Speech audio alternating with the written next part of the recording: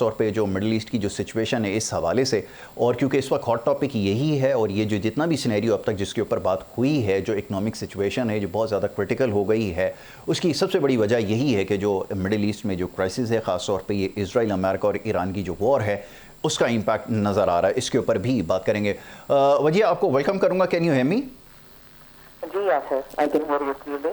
Alright Wajiya, ये ज़रा बताइएगा कि ये जो इकोनॉमिक सिचुएशन है और जो इमर्ज हो रही है बहुत ज़्यादा क्रिटिकल होती जा रही है, और हमें ऐसा लगता है कि ये वॉर जो है ये इतनी जल्दी जो है वो कंक्लूजन की तरफ नहीं जाने वाली, क्योंकि हम यूएस प्रेसिडेंट की जब स्टेटमेंट देख रहे हैं और साइमल्टेनियसली जब इसको स्टडी कर रहे हैं तो उनकी हर स्टेटमेंट पिछली स्टेटमेंट से कॉन्फ्लिक्ट कर रही है, कॉन्ट्रडिक्ट कर रही है। ऐसी सिचुएशन में जब सिचुएशन इस तरफ जा रही हो तो फिर तो इकोनॉमिक जो हमारे ये जो चैलेंजेस हैं और ज़्यादा स्वेल करेंगे। What do you have to से?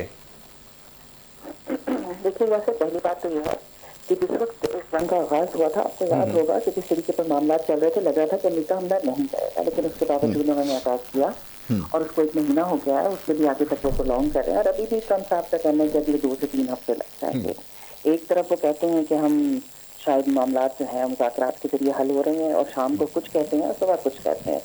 तो लग तो नहीं रहा जो करंट सिचुएशन है, लेकिन स्ट्रेट ऑफ हॉर्मुज़ को जब से ईरान ने कंट्रोल सख्ती से किया है, बंद किया है, तो आप देखिए कि पूरी दुनिया की 20% जो तेल की तिजारत है वहाँ से होती है जी।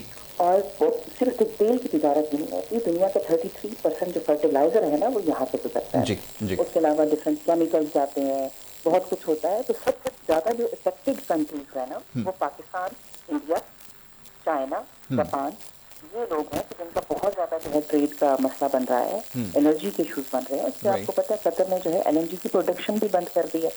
जब प्रोडक्शन ही नहीं होगी तो हमें मिलेगा कहाँ से? जब तक जंग बंद नहीं होती कतर तो अपना एलएनजी की प्रोडक्शन नहीं स्टार्ट कर रहा। बिल्कुल ठीक है।